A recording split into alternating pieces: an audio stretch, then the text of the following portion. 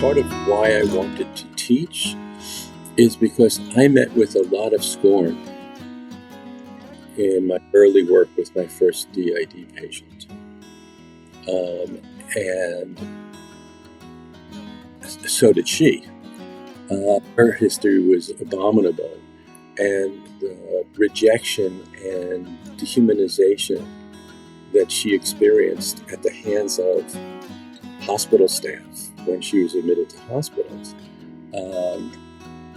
was just awful.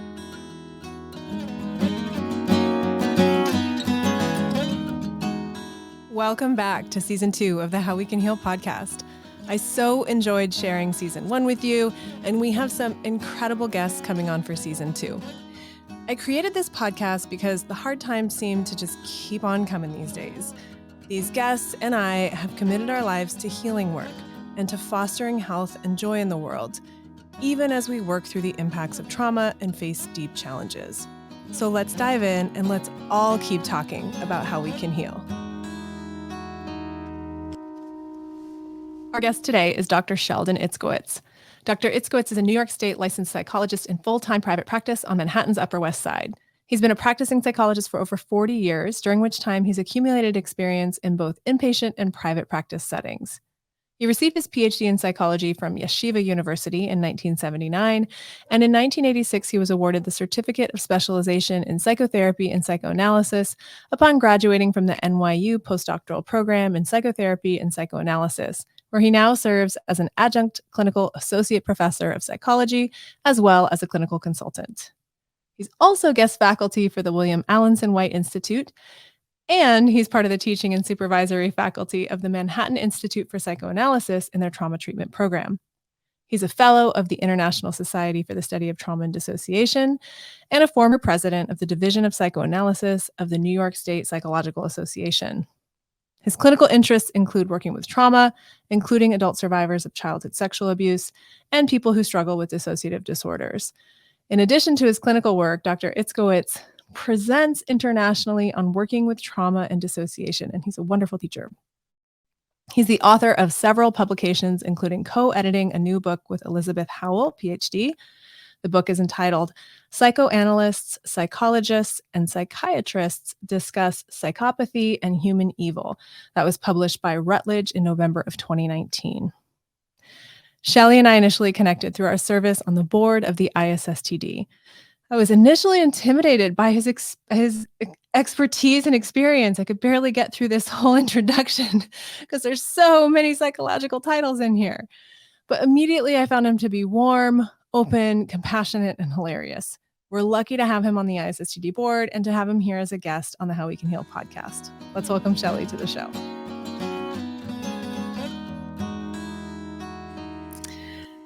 Welcome, Shelly Itzkowitz, to the How We Can Heal podcast. I'm super happy to have you here today. Thanks, Lisa, and thank you so much for inviting me. I don't know if you could hear, but Boomy is also very excited to have you here today. He seconded the notion. Well, Archie might show up. We'll see what happens. All right, sounds good. And you're out in New York, yes? Yes, not currently, but yes. I live and work in New York. In the city? Yeah, in Manhattan, right. Yes. Yeah, I'll be going out there soon. I'm excited. So I want to explore, I know that you have just this rich experience in dissociation and, deep psychological work, psychoanalysis, all of that. So we've got some time to dig into some of that today. But I'd love to hear first just from you, how did you get into this field? What called you to become a psychologist, to become a psychoanalyst? Were there some of those early moments that stand out to you in terms of the choice to come into this field? So to become a psychologist, that's a fascinating question. Without taking up too much time, there was a point in time where I had a career on Wall Street. I did not know that. And it was going in a very positive direction. And I was at 18, 19 years old, and I was working on the floor of the American Stock Exchange, which no longer exists. And I got a friend of mine a summer job, and he was going to dental school. And the ironic thing is, with his being there, I got to see what I was doing through his eyes.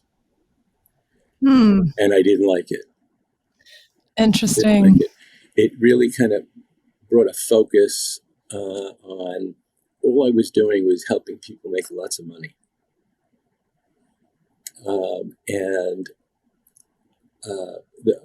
Many of the people I was working with and for would be canceled today because of their racism, homophobia, sexism, anti-Semitism. It was very prevalent. At least that was my experience, personal experience. And at the same time, I took a course in abnormal psychology, which focused, it was actually introductory psychology, I'm sorry. And it focused on the psychoanalytic and psychodynamic aspects of being a psychologist. And it just opened me up. Literally, at the end of the semester, I went into therapy, my first therapy, and I decided I wanted to give back. I wanted to give back to the world. This has also happened in the context of the Vietnam War. Yeah. Some of my friends were coming back from the Vietnam War extremely disturbed. Yes. PTSD, I didn't know what it was then, but I sure do know what it is now. And I wanted to do something useful. Yeah. So that first course, that introductory course, was a really powerful pivot for you. And it's interesting because even in a course, a more advanced course on psychology these days, not a lot of folks get exposure to psychoanalysis and psychodynamic training. So it's interesting that you had that. I mean, part of it sounds like timing, right? You had that in your introduction. What was it about that approach that stood out to you at the time? It helped me understand how things that happen in one's life shape your personality, shape your character. And it helped me look inward and understand some of the things that had happened in my life, in my childhood and growing up. And it added tremendous meaning to me personally. And I thought, what a wonderful opportunity, what a wonderful experience to be able to share this with other people. Especially when you contrast that to being, in the New York Stock Exchange or the American Stock Exchange, being on the floor there, like I just think of that environment, and I haven't personally been in an environment like that, but from what I've seen on TV, it's busy, it's active, it's not necessarily a reflective place, right? It's not for a place for self-reflection. To give you a little example, I happen to be one of the 500,000 people that were at Woodstock. Nice. And I came back to work after the weekend and told my boss, and he threw me out of work. He threw you out for going to a concert? For the day, yeah. Why? I was part of the hippie generation. I wasn't a hippie. Wow, judgment. So much judgment. It's your free time. It's not like you did it while you were working. Doesn't matter. Or didn't matter to him. Wow. That is fascinating. So there was really this sense of, in addition to your interest in psychology and that being an opening to reflect on yourself and connect with yourself, there was also this, you can't be who you are in this work environment, which I think a lot of people struggle with even to this day. We talk about bifurcated or trifurcated identity, right? Like not even in the state of dissociation, but just in terms of, this is who I have to be at work. Right. This is who I have to be to fit into a certain culture. And you were really experiencing that. Like, I have to either hide or not be who I am, or be punished for going to a concert in order to work in this environment. I erase myself, essentially. Yeah. Which, I mean, we can also sort of step back and reflect on in terms of your culture and in terms of how important it is for you to be able to be who you are in the world, right? Yep. Yeah. So that was how I got into psychology. Yeah.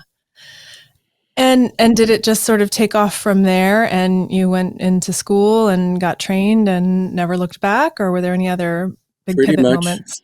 Well, my love and my interest was to become a psychoanalyst. That was what was most important to me. I went to school, went to graduate school, did my clinical psychology internship, got a job, got my degree, worked at hospitals for about 20 years on inpatient service. Some of that 20 years was part-time work. Okay. That's a long time to be, on the unit, to be doing that. Really, I think it's really intense work. And I love that you describe just this passion for psychoanalytic work, because I feel like when I think of psychoanalysis these days, one of the first things that comes to mind is, well, obviously people like you and Elizabeth Howell, and you've written books with her, and people who are doing really amazing work. But I also think of like the cartoons that come out about therapy Right. are often very like stereotypical psychoanalysis, right? Like someone's lying on a couch and there's no eye contact and all these things. And so I'm curious what psychoanalysis means to you and how you would sort of contrast your embodied experience of it, your training, the work you do, to some of those stereotypes that I think we still see, like some of the most popular psychology cartoons are riffing on something about Freud, right? Right. I was very taken by Freud and his work, to the extent that it was taught to me in college. But it felt to me like it didn't emphasize the real experience of what happens in the interpersonal environment and in the culture. And so my first analyst was an interpersonalist. And when I went to psychoanalytic training at NYU postdoc, I studied interpersonal psychoanalysis.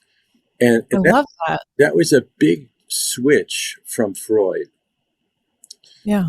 It was something that evolved in the 1930s, 1940s with Harry Stack Sullivan, Eric Fromm, Karen Horney, Clara Thompson. And the shift of focus was on what goes on between people. What happens between people matters. Yes. And that's what really hooked me. Yeah. That's what I was most interested in. That's a big shift too, because I think a lot of that sort of cartoony image that I get is playing off of how, avoiding eye contact or looking different ways and like not having that attachment and relational piece. And it's interesting, we actually share, I didn't want to study straight psychology because, as you know, my mother and also my father are licensed mental health professionals. But I studied interpersonal communications. I was so passionate about it. And I was like, oh, this has energy. This has something in it. I don't necessarily need to hear about the science experiments done on rats again, but I really want to study and unpack this connection. So it sounds like that's what really drew you in, which I think a lot of people who maybe haven't studied much psychoanalysis or have just kind of got an outline of Freud, they'd be surprised by that, right? That you were drawn to this psychodynamic work and to psychoanalysis because of the relational piece, right? Right. I don't want to sound Freud bashing. Freud has his place, and his place was in a particular genre, particular time. When he was practicing, I think the microscope had recently been invented, and the idea that one could observe what's happening in your subject, like whatever's on the slides, right? That the observer doesn't have an impact on what's being observed. And so that fit with his idea that the analyst sits behind the patient, and the idea is, and he or she interprets into the patient, but he's really outside of, or she's outside of the field, the analytic field. So along came Werner Heisenberg he developed his uncertainty principle, where if you observe something, you change it. Yep. And so interpersonal psychoanalysis kind of took some of that, not all of it. And interpersonal psychoanalysis rejected the requirement of the use of the couch. So face-to-face treatment was really acceptable. You didn't have to come in 4 or 5 times a week. And the essence of psychoanalysis for the interpersonalist was the analysis of transference, the interpretation of dreams. Yeah. And the dream piece makes me think of Carl Jung. And actually, there's a quote that I love that I believe comes from Jung: the meeting of two personalities, like the meeting of two substances. When they both meet, they're both transformed, right? Just like in chemistry, right? You put two things together. You put hydrogen and the right amount of oxygen together, and you've got water. You put two people together, and they're both impacted by that. And so that sounds like a big shift as you move to the interpersonal focus in psychoanalysis. It's actually honoring and folding in the centrality of the relationship, which, I mean, as we know today, whatever modality or technique or whatever you've got going on, the relationship, scientifically, it comes back. It's the relationship. This is the most important thing. And I know that's hard for us as scientists because we're like, but I want to measure every bit of it. But how do you measure the interaction of two people, right? It's never going to be the same. Right. Each analytic pair or therapeutic pair is unique. Yes. And each therapist is even unique, right? As I interviewed my mom on this podcast, and she had a teacher who early on had an example and had the whole class go around and say, well, what would you do? What would you say? How do you respond to the statement that the client came in with? And everyone had a different answer, and everyone wanted to have the right answer. And at the end, the professor said, you're all right. Like, you all just picked up on whatever you were hearing and were curious and sort of leaned into the relationship. And so it's not that there's this recipe, which I think we want sometimes. Like, it feels safer or easier to just like have some evidence-based measured technology that'll tell us what to do. But, I've found as a therapist really leaning on my intuition of like, I don't know why I'm thinking about this, but I feel like it's important to verbalize. Like, those moments become more powerful than, this makes me think of a technique. that really makes it a relational experience when you do that. Yeah. Interpersonal psychoanalysis was another version of like a one-person model of mind. Okay. Right.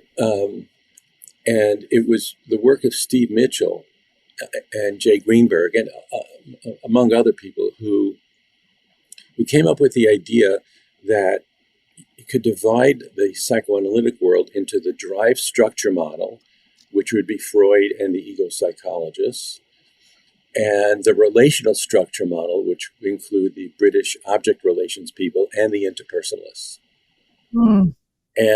And then Jessica Benjamin started to write about intersubjectivity. So intersubjectivity is really the underpinning of relational psychoanalysis. It's the ability for each member of the dyad to look at the world through each other's eyes and be able to be interested for the analyst, a therapist, doesn't just have to be an analyst, for the therapist to want to know what her impact is on the patient. That then you uncover how the patient is understanding and integrating who you are and what's happening between the two of you. So there's that meta element of we're going to be in the relationship, but we're also going to reflect on the relationship that we're in and have the opportunity to explore it. And we create something new.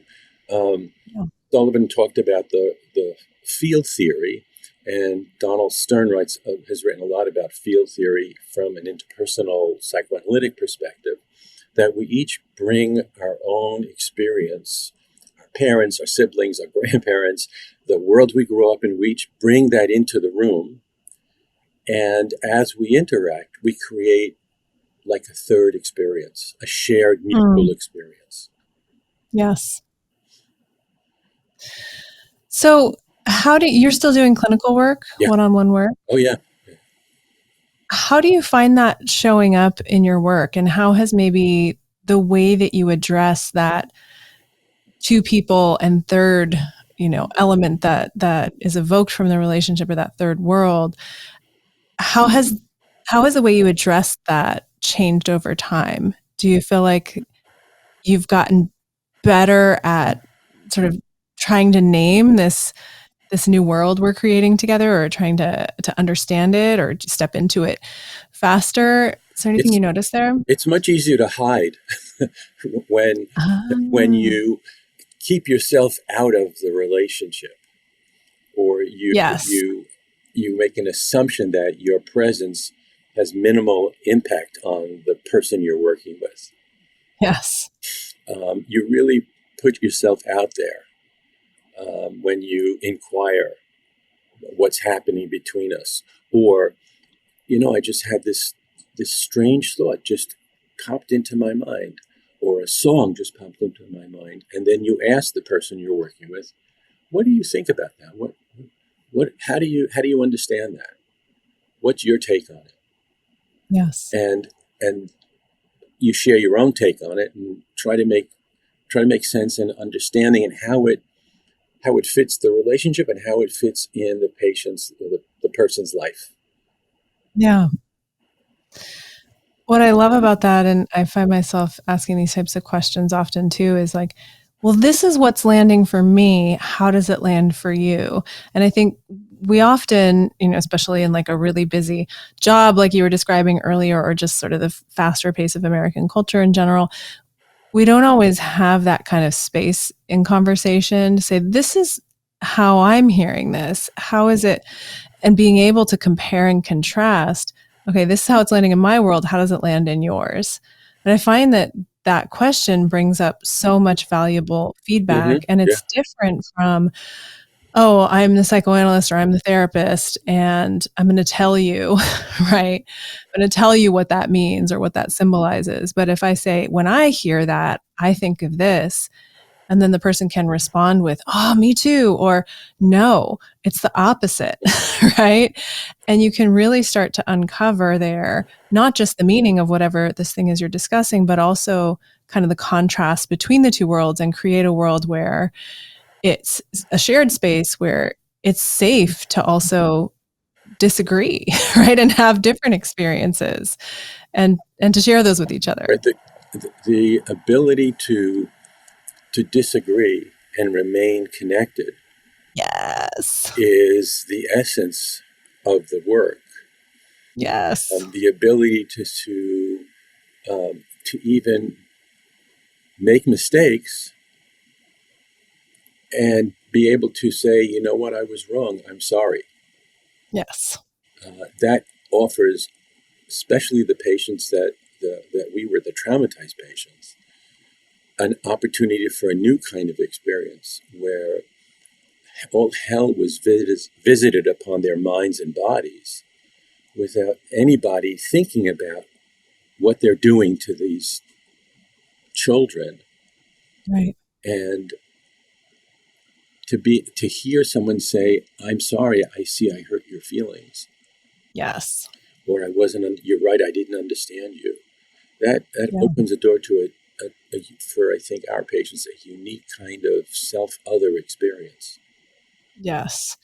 And that just, to me, is like such amazing human skills to, whether you're a therapist or not, to be able to say, I'm sorry, to be able to say, I misunderstood, or we disagree, but we can stay connected. Yeah. Like all of that feels like amazing skills for any human being to have, but they become, almost under a magnifying glass when you're in a therapeutic setting and you really see, you can kind of slow things down and see the impact of some of these things that we might think of as, faster interactions. Oh, I messed up, I apologize. But in the context of your life, in the context of what you're here to work with, that can be really profound.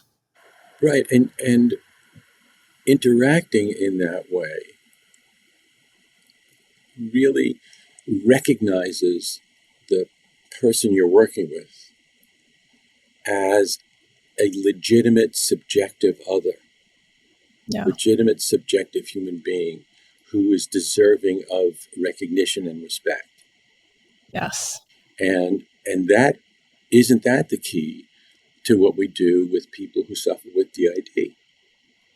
Yes. We bring that into the relationship with each and every one of their parts. Yes. And which also makes me think of Donna Hick's work in Dignity and bringing that in terms of conflict resolution between parts. So we're starting to talk about dissociation, and I'm curious for you, when did that become a part of your world? Because most people I know, even today, don't get training on complex trauma and dissociation until after school. Like maybe there's a couple programs that have a little bit about it, but we learn kind of on the fly. So how did you first learn about dissociation? Well, I didn't recognize that it was something that was part of my family life, my early family life. Wow. And my first analyst, in retrospect, I don't think he really got the times when I was really not there in session. It was quite scary. So just a quick little story. When I was in my junior year in college, we were studying abnormal psychology, and it was the textbook was The Abnormal Personality by Robert White. It was a great textbook. They mentioned multiple personality disorder, which completely fascinated me, but they said it only happens a few times a century. It's very rare. Yeah. As my face freezes. So that was in the early 1970s.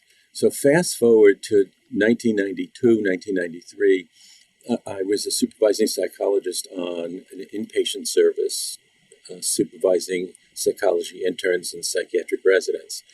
And the unit chief comes up to me and says, I have an interesting patient. I think you might like to see her privately. I said, oh, what makes you think that? He says, well, she has multiple personality disorder. And so I thought, wow, I'm going to get the opportunity for like a once in a century experience. Yeah. So little did I know. Little did you know you'd be filling your entire caseload for your entire career. Right. I had no idea where that would lead me. And that was, I think, the single most meaningful experience I've had in my professional career, working with DID patients. Absolutely. What makes it meaningful for you? The suffering, the suffering, the person having been so badly, deeply abused and hurt is still willing to risk exposing herself. By that I mean trusting in another person, desperately seeking help, and interacting with parts. It was astonishing. It's not something I had ever seen or known. Never studied that. And real change is possible. And to be something I have added to my meditation, to be a vessel for healing, so it's such a concrete experience to be that with someone, to be able to be present, to be able to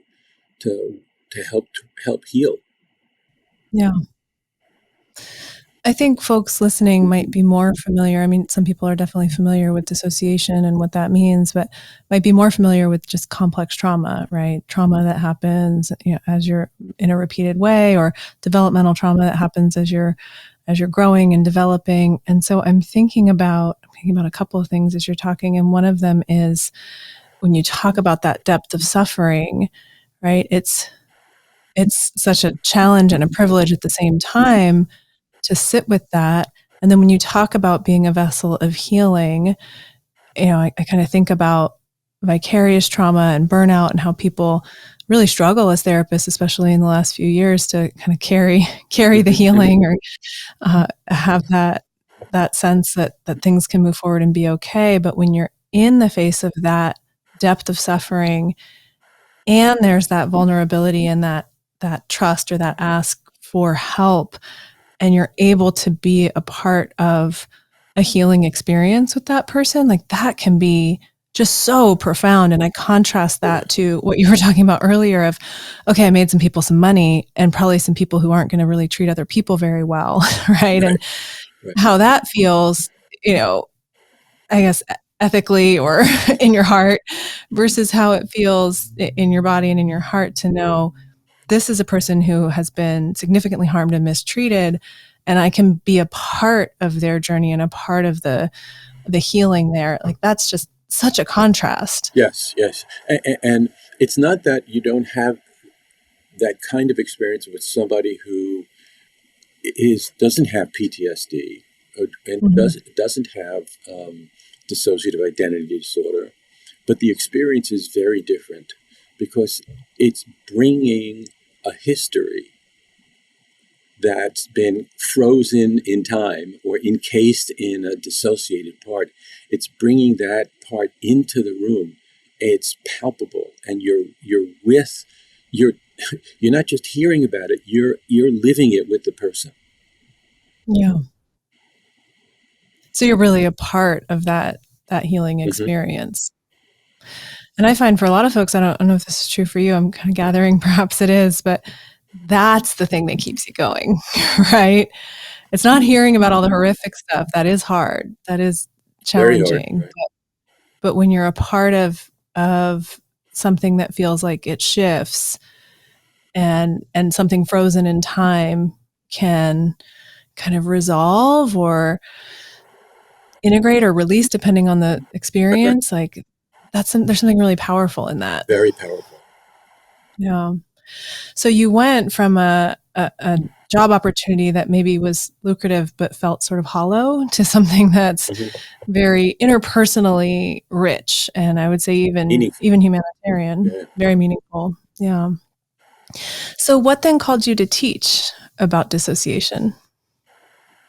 Well, one of the experiences I had early on, I did not know about ISSTD in the early 1990s, and I was lost.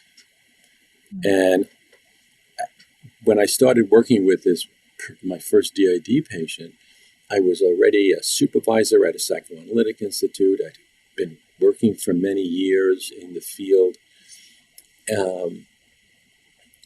And I'd never felt so lost and frightened as then. And I sought out some help and supervision, but I didn't know anyone who believed in DID, or then I guess it was called multiple personality disorder then, and thought they were just faking, or they're just as if personalities. And I went through a long phase of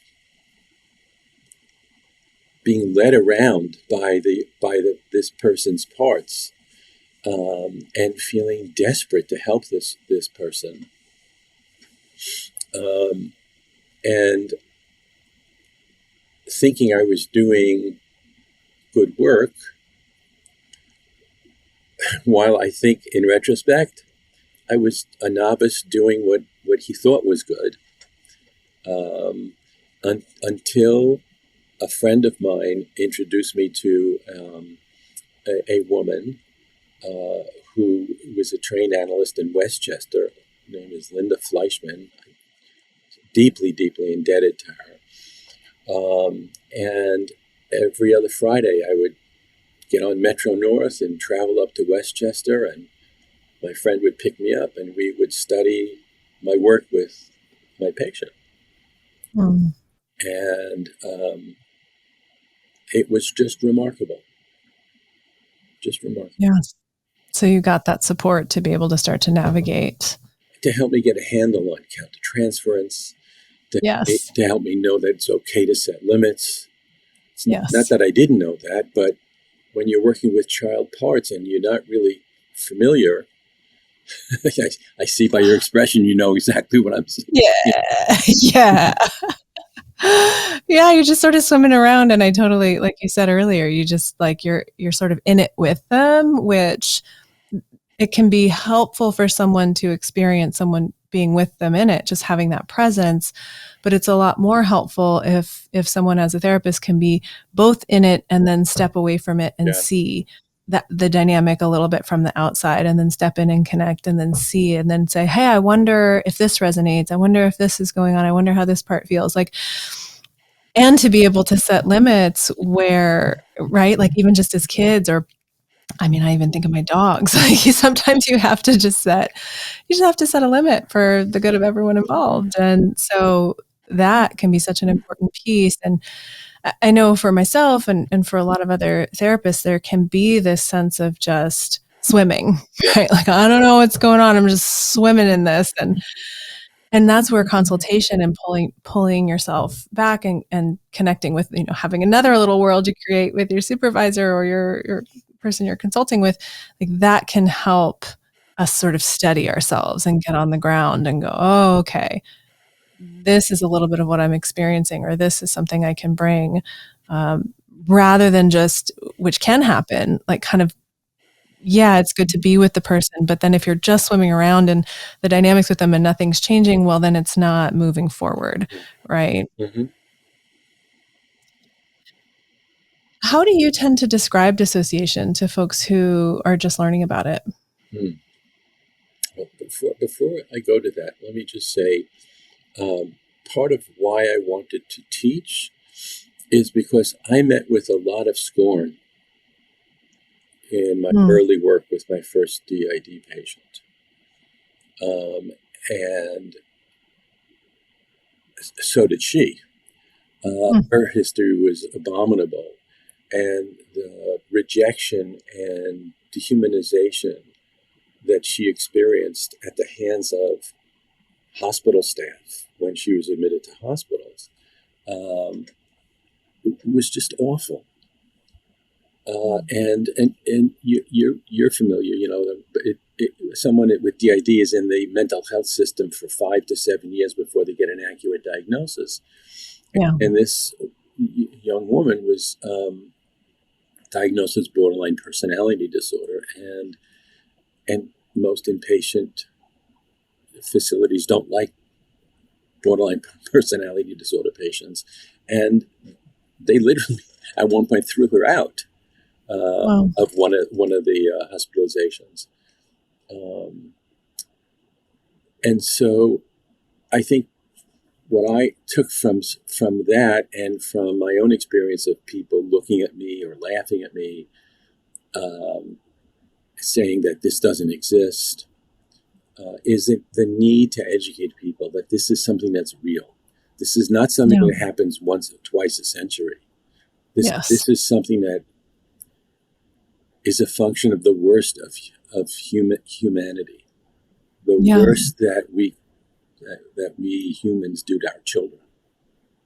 Yeah, I think that's a really important piece, and especially because I see people, maybe more in the general public, but also in the field of psychology and psychotherapy, like if they don't quite understand, maybe they understand PTSD, but if they're not going to go to complex or complex trauma or dissociation, they're kind of like, yeah, like a little afraid of it, or I don't want to go in there. And we all get to choose what we do for work, right? That's fair. Mm-hmm. But at the same time, if as researchers and academics and clinicians, we're avoiding the hardest stuff, right? Yeah. We're also not helping the people who need the help the most. Right. You know, in my opinion, like, you need the help the most when the most awful things were done to you, or you've been through the most horrific trauma. Like, that's who we as mental health professionals should be equipped to support that. And the lighter stuff, so to speak, like, and the life transitions that many people go through. Like, not everyone has DID. Not everyone goes through the horrific childhood experiences that tend to lead to that presentation. But if we just go, oh, well, that's really hard, or that's really confusing. I don't feel comfortable teaching it. I'm not really sure about it. Well, I can understand why people might say that, because it is complex and it is challenging and it makes us feel insecure to not know. But it also is an act of neglect. And that's one of the things that, especially when I hear people present, say, on PTSD, and then go, oh, but I'm not talking about that. Like, well, you're helping the people who need the help the least then, and you're not helping the people who need the help the most. And that, to me, feels like a really important point, because I do still feel, I mean, even when I was getting supervision, I had a client who showed up in very different presentations, and I went to my supervisor at the time and I said, I think there's some dissociation going on. And she said, oh, I don't know about that. And so, of course, lucky me, I had plenty of consultation via other avenues, but like, here we are trying. This was when I was working with young people who had been sexually exploited. So here we are working with this population that obviously has suffered horrific trauma. And at the same time, you know, people who are supervising aren't equipped to look at some of the ways that they might react to that. Mm-hmm. And are sort of, you know, oh, well, I don't know, maybe we don't need to look at that. I think we do. I think we really do need to step in and be confused and not understand it, and know that it's complicated, and still, you know, at some level be willing to at least direct to, well, where can those people get help, right? If someone's deciding, like, again, fair, we all get to decide our lives. If someone's saying, this is the type of therapy I offer, this is who I help, that's totally, you know, within any of our choices as professionals.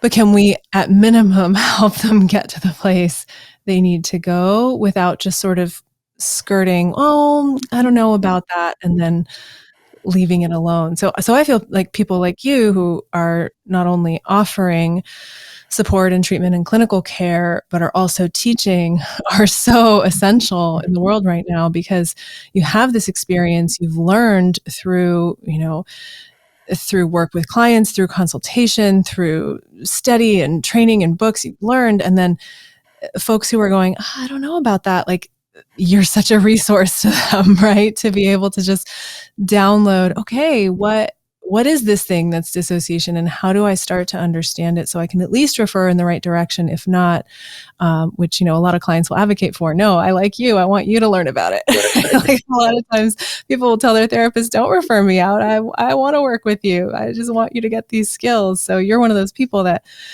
people can lean on, right? To gain some of those skills. A lot of time, people who don't have experience with dissociation or with DID will want to refer the patients they've been working with for quite a while to someone who is in air quotes, an expert in working with DID. And that is probably I wouldn't say least helpful, but it's not really helpful, because that therapist has already built and established a relationship with that person. Yeah. And so you want to support that therapist and that therapy by helping the therapist understand how a dissociative mind or a dissociatively structured mind is organized, and how to help deal, work with, and interact with the parts to begin to bring some coherence, help develop internal coherence in the person that they're working with. Yes. So back to the earlier question, if someone is just learning about dissociation, where do you start to introduce it to them? Well, one place would be to help them understand the difference between dissociative processes and a dissociatively structured mind. And to help the student, the therapist know that dissociation is a normal aspect of the mind-brain. This is something that Philip Bromberg has written a lot about. I'm sure Richard Kluft has as well. That we all dissociate. We're not necessarily aware of it. Yeah. But we all do at different times. And as you begin to talk about normal dissociative experiences, people start to become surprised, a little shocked, and begin to recognize, oh, wait a minute, this is something that applies to me as well. Yeah.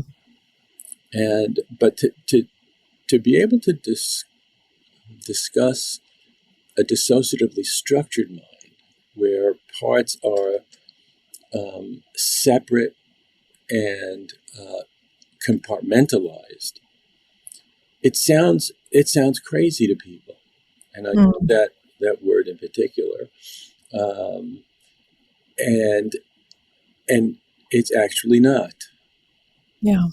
It's actually the ability of the mind-brain to begin to develop these compartmentalized cells is actually a form of resilience.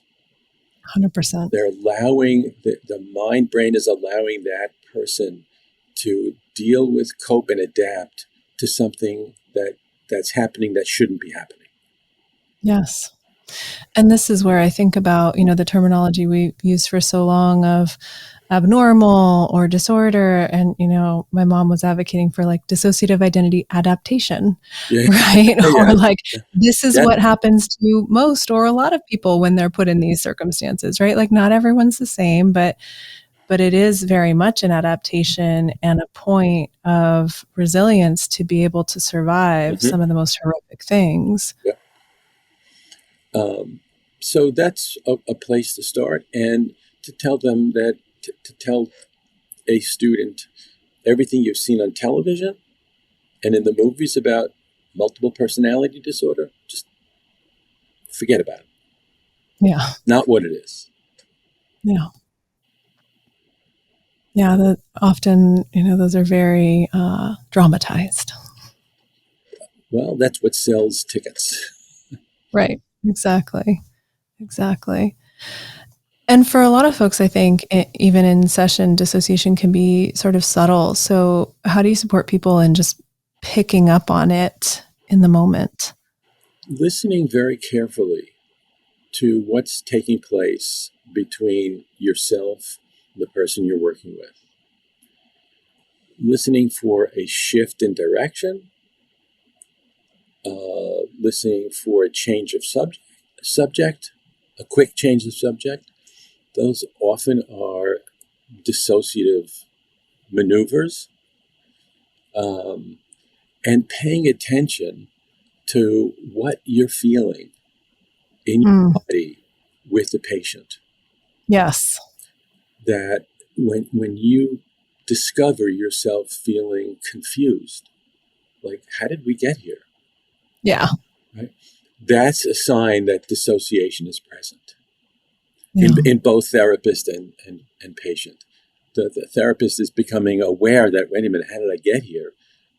They're becoming aware, they're beginning to observe themselves and recognizing something just happened.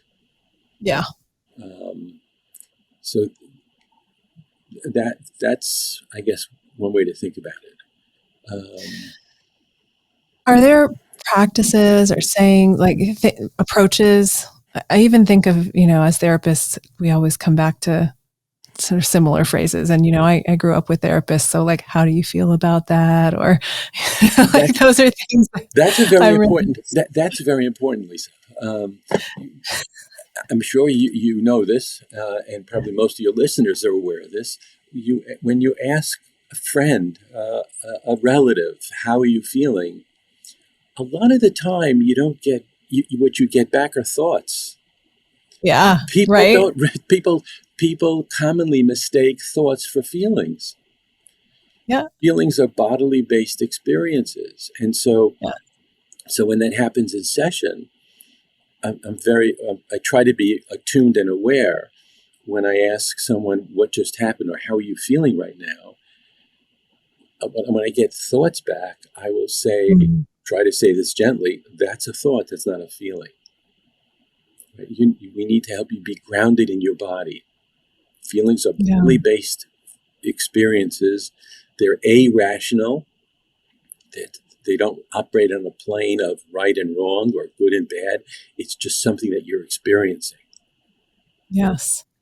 And I've noticed with folks who there's so much feeling or there's so much embodied emotion that, it's a dissociative process, but it's also like that protective process of, you're going to ask me a feeling question and I'm going to just go back to a story or back to a thought or back to, right? I'm just going to keep spinning on that because it's too much to go there. So what do you do in those circumstances where someone, is like, what do you mean? Where do I feel it in my body? Or it's too much for me to connect in that way. What are some approaches you found helpful? Giving the person as much space and respect is necessary. To be able to talk about it's okay if you don't know what you're feeling, that's okay. And not to push too hard. Yeah. And to educate the person you're working with what a feeling is. Yeah. Not everybody knows what a feeling is. Right. It makes me think of those little magnets. Have you ever seen, the ones they put on the refrigerator or something when it has angry, sad, ecstatic, joyful, disappointed, right? And I've seen a lot of those types of things in games over the years. But for folks that definitely weren't raised by therapists, like those things can be really helpful. Like maybe we didn't have that language in my family, or I wasn't allowed to talk about how I felt, or nobody asked, or there's so many iterations of why or how someone might not really feel connected to even some of those, sort of basic emotion categories, let alone to like detailed expressions of somatically what's going on. I'm in the yoga world, so people are like, I feel a tingling in my upper arm that's radiating out to my palms, and there's heat and there's anger, like get the whole thing going. Well, you have the upper hand on so many people, having been raised by two therapists. Two good ones too. I'm very lucky. In the culture I grew up in, feelings were not that wonderful necessarily, and if you were a man, strength meant you don't feel. Right. If you think about the heroes in movies in the 1930s, 1940s, 50s, 60s, the male character is somebody who is logical, thoughtful, can solve problems, but doesn't feel, is in complete control of his internal experience. Yeah. That which is essentially repressed, right? Which is we have to differentiate between repression and dissociation. We have to be careful. Yes. So a large portion of our population has been shamed because they feel. Right. Big boys don't cry. Why not? Yep. Yeah. And that just makes me think about how, as a culture and the messages we send, we can, lead someone on a path of needing to disconnect from a part of themselves I think of folks I've worked with who are, identifying their sexuality and coming out and recognizing it wasn't safe to be that where I grew up. Mm-hmm. So I didn't even know. Right. And this is where, and I think of your comment, like big boys don't cry. I don't cry. I don't get sad. Even I don't know I'm sad. Right. And so that's that edge, right? Between is something repressed or is it so far gone that we can't access it? Right. And to answer the question about how to present this to someone who's just learning about it. Yeah. Another thing that comes to mind is a discussion about self-states. Yes. And what is a self-state? Self-states are not altered personalities. Right. Self-states can be dissociated. And to just help people understand that we all have self-states. We all have parts. Yeah. And those of us who are not so cognizant of our parts are the ones who were fortunate enough to be raised in healthy families and have healthy attachment relationships and attachment bonds. And we take this sense of self being a singular and bounded for granted. Mm. Yeah, and I see more conversations about, earlier we were talking about bifurcated or, places where we have to, be in different roles even. Okay, I'm a parent, I'm a sister, I'm a clinician, I'm a this or that. I see more conversation about that for therapists too, which I think is important, right? For us to notice, like, what seat we're taking and how culture impacts how we think we're supposed to be and how even our training has its own culture. Are there any sort of ways you help people identify their different self states if it's a new concept? Are we talking about a patient or a supervisee? Like a supervisee, like there's someone who's just going, I don't get this dissociation stuff. You're saying we all have self states. I'm me wherever I am, right? Like, how would you? So I would just gently ask them to describe what it's like, how they experience themselves, and how do they feel when they're at home with their partner. And what is that like? And how does that differ from when they're with a parent? Mm. How do you experience yourself when you're with a parent? And how do you experience yourself when you're with a friend? And how do you experience yourself when you're with different patients? Yes. How are you experiencing yourself with me? What's it like to be in the room with me? What's it like for me to be asking you these questions? Yeah. And I also describe an experience. Many years ago, I went to a high school reunion, a 35th high school reunion. Nice. And it feels like this is right out of a comedy.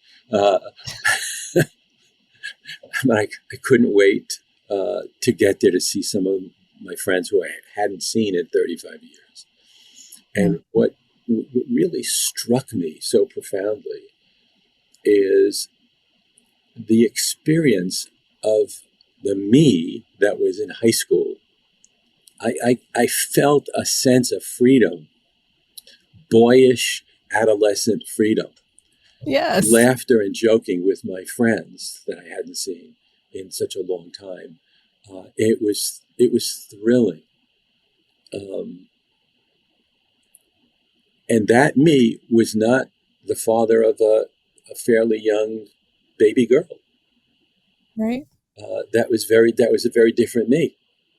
Yeah. And so that I give that as an example of a self state. It's not repressed. It's not dissociated. I recognize that. I recognize it as part of me. Yes. But it's a part of me that I'm not sure how to explain this. It's a part of me that needed to be put in the background. To move forward in life. Right. I know this is being Yeah. vague, but Yeah, but I think people can relate to that. It makes me think of like coming home from college and then getting in the car with my two parents and my two brothers and sitting in the middle and immediately being like, why do I always sit in the middle? I want the window, right? Like I'm 20, and I'm talking like I'm 6. And yet some of it is just that circumstance and the dynamics between people and how, I mean, I just over time and especially studying this stuff, but also just noticing myself throughout life, like it's so powerful when you get a group of people together. The dynamics can be so strong that even when you're like, here I am, I'm 20 and I live far away in college, and you come back and then you just say the same things you said in like 1986 or whatever. yeah, you're right back in it. Yeah. And that's really normal. That's another thing too, I think, with different self states and these kinds of things that's just how we work. And it's a testament to how powerful group dynamics are, but it's also a testament to how powerful and alive different self states can be within us, whether or not they're like, this doesn't have to be a clinical thing. Right. It's just a human thing. Yeah. And what you're describing is also a function of the pull of the family. Yes. The pressure on the family to get you to be back in that role. Yes. It was so easy. Yep. It was so quick. Why do I always have to sit in the middle? So I was asking this earlier, but are there any like practice, like sayings that you feel like over time have just become really common for you? Any like classic therapy sayings or things that you come back to that feel like they're really helpful in clinical work? I mean, something I would say to a patient. Yeah. I find that there's things that we repeat. And sometimes it's this funny because like I'm not even super aware of them, but maybe one of my clients will be like, I heard you asking me, what would that look like? And I'm like, oh, I do say, what would that look like a lot, right? Like, but there's things that we end up coming back to, because they're helpful, maybe because we were trained that way, but also I find that the things we repeat as clinicians and as therapists, like those can be really telling too. They can be great tools. And they can also just be interesting to reflect on. I think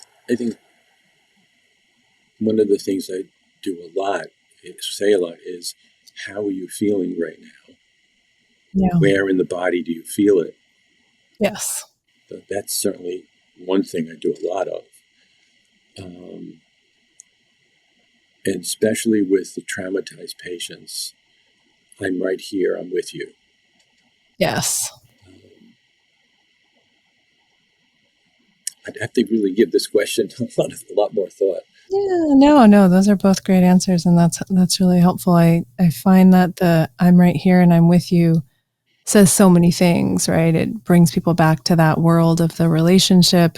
It also is a bridge out of any kind of place someone might be in a memory or, right? So there's a lot of power in that as well.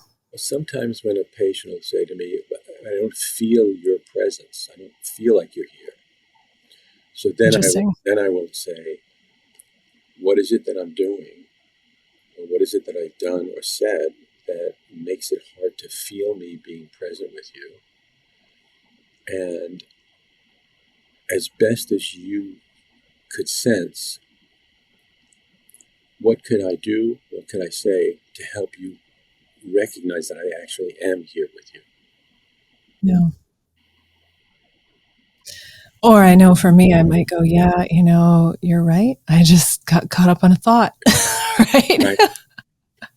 You're right. I'm really hungry and I'm sorry. You're right. I was thinking about lunch. Well, that's which is humbling. But that's very powerful because you're acknowledging the patient's perception of you. As true. Real. Yeah. And I think real. That's an important thing. If someone says, I feel you not here with me, to go, am I gone? Like, is there something that's distracting me, or is there something happening internally in my body that's taking me away? Sometimes I'll just tell folks, hey, I didn't sleep well last night. So if I seem a little off, it's not you, it's me at the beginning. And, that way they at least kind of know have a sense of where I am in my body, especially if I feel like it's apparent already. I might as well just name it. You share with the person you're working with where you are or where you were. Yeah. That's great. That's great. So I just have a couple more questions, and one of them's a biggie.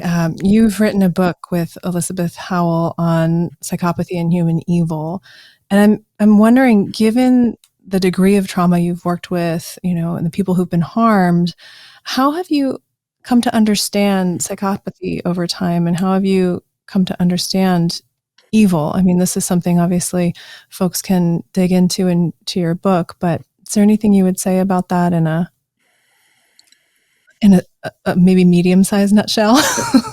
Well, let me start by saying that not all psychopaths are serial killers. Mm-hmm. That's a confusion that many people make. Yeah. And it's important for people to know that there is something called a successful or corporate psychopath. Yeah. They're not just people who are in prison. Michael Stone has a chapter in the book, and he talks about evil is what make people go, oh my God, that's just horrible. Mm. That's his explanation of what evil is. Mm. I would say evil is intentionally inflicting pain or harm on another human being without any sense of guilt, any sense of remorse, and even with a sense of pleasure. Yeah. That's evil. Yeah. I'm curious too, and I don't know, how much you want to go into this. We don't have to, but for you as a Jewish person, how that concept folds in, given how much harm was intentionally done and to Jewish people as a group. Do you have 2 or 3 hours? I know, that's why I was like, maybe I should have started. It's kind of hard to start with that question, but. Well, I grew up in the shadow of the Holocaust. Mm-hmm. And part of what was dissociated in my world was the murder of my father's entire family. And that was pretty profound.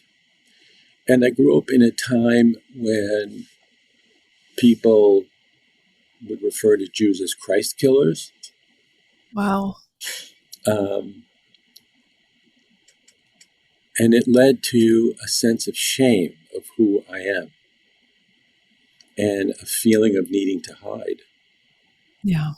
And unfortunately, given the world events, anti-Semitism is alive and unfortunately alive and growing.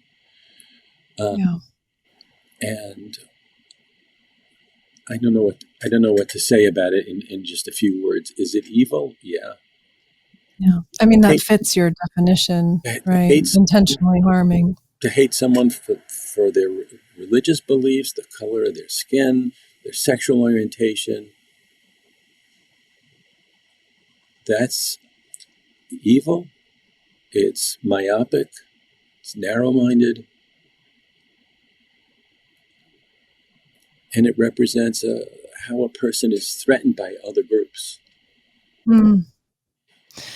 I don't know if you've worked much with perpetrators, but do you have a sense of what, if someone is presenting with some of these more antisocial, behaviors, do you have a sense of what can be healing for that group? Well, when you say perpetrator, I want to exclude sexual perpetrators. Okay. I can't work with them. Okay. I'm so immersed in my work with victims. Right. Yeah. That I don't think I could find the compassion. I think that would be really hard for me to do that. Yeah. In terms of people who perpetrate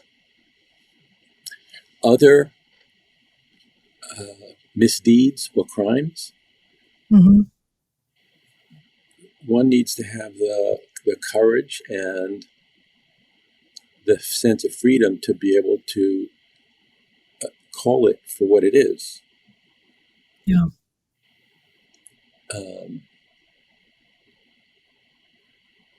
And talk about it. Yeah. And talk about how it pertains to that person's experience growing up in their particular family and their particular culture, and what, Right. what it means. I've also found that, like what we talked about before, of that capacity to feel, right, to dissociate something or to feel what's actually happening in your heart, in your body, in your emotions, in your brain, in your mind, like to actually connect with something like that. For people, the perpetrators I've worked with, there's they almost need to dip into that vulnerability and their own emotions in order to feel the remorse or the empathy or the right. And so that process, right, of actually reconnecting emotionally with themselves, Mm-hmm. which can be a massive undertaking, right, for some people, given their culture and their experience and all the things that you just mentioned, right? But actually tapping into their own emotional life and their own vulnerability can be a big piece of that. And then you take on top of that some of the toxic masculinity you were talking about before. And, you know, if gender's an element there, that can be another barrier. And so you just see how there can be just big stacks around resolving some of this stuff. You just mentioned two really important words, empathy and compassion. And I'd add to that guilt. A psychopath can't they don't experience that. Yeah. They don't have the ability to feel real guilt and real empathy. If they did, they wouldn't be doing half the things that they do. Right. But if you're working with somebody who's perpetrating, but that person has the capacity for empathy, compassion, and guilt, that you have a lot to work with. Yeah. A lot to work with. Yeah. Yeah. And I think sometimes, you know, folks who don't present as having that capacity some people can develop it over time if there's an appropriate, you know, therapeutic relationship. But I'm thinking a lot of like Delia, who came on the podcast, who works with offenders in prisons. And right, when you have someone that you can develop a relationship over a really long period of time, sometimes, you know, I'd love for it to be all the time, but sometimes folks who have done really horrific things can reconnect with their emotional selves and their emotional lives, and can find or reconnect with that sense of empathy, compassion, or guilt. But that's when we add in the layer of shame, right? Like that's a big ask and can be a really long-term trajectory, and can feel impossible or be impossible for certain people, for sure. The true psychopath will make you believe that he actually feels guilt and shame and compassion, because that's what he knows you want to hear. It's a tool. It's used as a tool. This is the perfect setup to the next interview, which will be Jennifer Freud, who talks we'll talk about institutional courage, but also Darvo and all these things. Right? So I want to respect your time, and I just love the richness of all this conversation. There's so many, so much that you bring, and so many different places we can go. I'm just curious if there's, folks out there, we've been going through it a lot, people who maybe haven't been to therapy before, or just sort of learning about dissociation. Like, what might you say to someone who's really struggling, and just wanting to go in the direction of healing? Go on the ISSTD website, isst-d.org, and look up the information for non-professionals. Learn about dissociation. Learn about the different types of dissociation. Learn about dissociative processes. and find someone to talk to. Find someone, not just anyone. Find someone who is trained and understands a dissociative mind. Yeah. Otherwise, if you ask someone who doesn't know about dissociation, you'll be led astray. Right. And then you're just sort of swimming around in circles and not quite getting anywhere. And it's not and another thing is not something to be ashamed of. Sure. Yeah. Nothing to be ashamed of. Yeah. We'll definitely put that link in the show notes for the ISSTD website. And I'm curious too, you do a lot of work with really, horrific actions and significant trauma and dissociation. What gives you a sense of hope in the world? Oh, this is a bad time to ask me that. Because I'm feeling a little hopeless. Oh, it's the perfect time to ask then. What gives me hope? Really, I'm kind of suffering along with many people who think and feel just the way I do. Yeah. About the tyranny that is taking place in the world, the rise of fascism. Yeah. I find it very, very frightening. Yeah.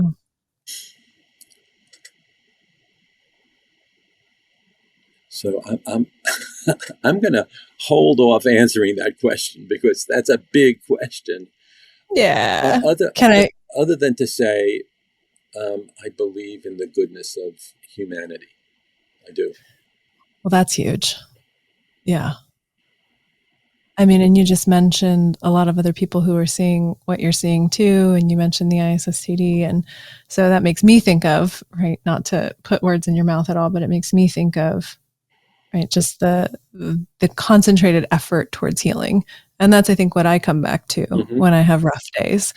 I think of all the yoga teachers I know who are teaching in, places where there's a lot of trauma. They're teaching to, combat veterans. They're teaching in juvenile halls and prisons, and they're teaching in recovery centers where people are uncovering a lot of trauma that they haven't faced before. And so I think about those yoga teachers. I think about all of you at ISSTD. I think about folks who have just really are committed to supporting a positive shift, whether that's in a person or in a group or across the board. It's helpful for me to come back to that. You give me hope, Shelly. Yes. And you've poured so much love and care into your career. What's next for you? What's next? What's next? Are you going to continue doing clinical work forever? Are you going to keep teaching? Do you have any exciting presentations coming up? I think the answer is yes. Okay. I have no plans to retire, and I hope I will remain healthy and strong, physically and mentally. Yes. Be able to continue to work. I love what I do. And it shows. Once the COVID crisis is behind us, if I'm still here, I'd like to get out more and do some more fun things. But I love what I do. Nice. That's great. And we'll put your website in the show notes. Is there any other way you'd want to connect with people? Are you big on social media or anything? No. I have a Facebook page, but I don't really. Yeah. Not big on that. Yeah. So we'll put your website in the show notes. I think it's Sheldon Itzkowitz, PhD. Yeah. Is that right? Good. We'll put that link in too. Well, thank you so much for being here and for sharing your rich experience with me and with all of us. I just appreciate you, Shelly. I mean, I don't know, people probably got a little taste of it today. You're also just hilarious. I just love your sense of humor. I just so appreciate the depth you bring to this work and the lightness at the same time. And yeah, just thanks for sharing yourself and your experience and your insights with us here today. It's been really great having you on the show. Thank you so much for inviting me to be on your show, and it's really an honor to be invited. I appreciate Come back anytime. That's a deal. Okay, you got a deal. Awesome. Thanks, Shelly. Thanks so much for listening. My hope is that you walk away from these episodes feeling supported and like you have a place to come to find the hope and inspiration you need to take your next small step forward. For more information and resources, please visit howwecanheal.com. There, you'll find tons of helpful resources and the full transcript of each show. Thanks so much for your messages, feedback, and ideas about the podcast. I love hearing from you, and I so appreciate your support. There are lots of ways you can support the show, and I'm grateful for every little bit of love you share. If you love the show, please leave us a review on Apple, Spotify, Audible, or wherever you get your podcasts. You can also subscribe on YouTube to get updates every week. You can always visit howwecanheal.com/podcast to share your thoughts and ideas. I love hearing from you, so keep your comments coming. If you'd like to stay connected in between episodes, you can also text me. Text the word HEAL to 888-858-0811. That's 888-858-0811. I went for the number with a lot of eights in it. I'll send you some inspiration and support a few times a month, and you can text me back there too. Before we wrap up, I want to be clear that this podcast isn't offering any prescriptions. It's not advice or any kind of diagnosis. Your decisions are in your hands, and we encourage you to consult with any relevant healthcare professionals you may need to support you through your unique path of healing. I'd also like to send thanks to our guests today, to Christine O'Donnell and Celine Baumgartner of Bright-Sided Podcasting, and to everyone who helped support this podcast directly and indirectly. Alex, thanks for taking the dogs out while I record. Lastly, I'd love to give a shout out to my big brother, Matt, who passed away in 2002. He wrote this music, and it makes my heart so happy to share it with you now.